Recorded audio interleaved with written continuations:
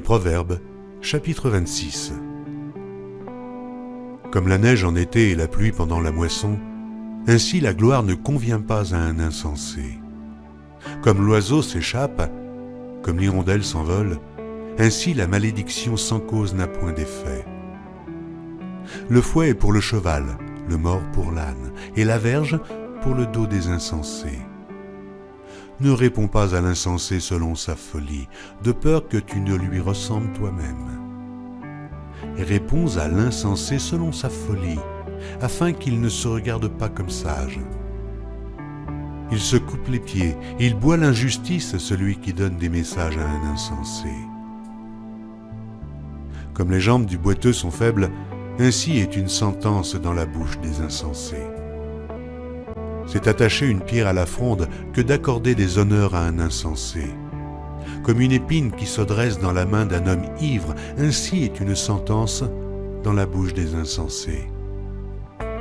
Comme un archer qui blesse tout le monde, ainsi est celui qui prend à gage les insensés et les premiers venus. Comme un chien qui retourne à ce qu'il a vomi, ainsi est un insensé qui revient à sa folie. Si tu vois un homme qui se croit sage, il y a plus à espérer d'un insensé que de lui. Le paresseux dit « Il y a un lion sur le chemin, il y a un lion dans les rues. » La porte tourne sur ses gonds et le paresseux sur son lit. Le paresseux plonge sa main dans le plat et il trouve pénible de la ramener à sa bouche. Le paresseux se croit plus sage que cet homme qui répond avec bon sens.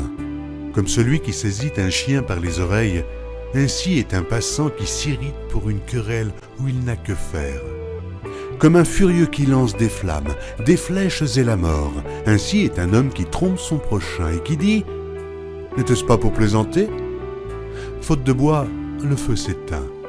Et quand il n'y a point de rapporteur, la querelle s'apaise. Le charbon produit un brasier et le bois du feu.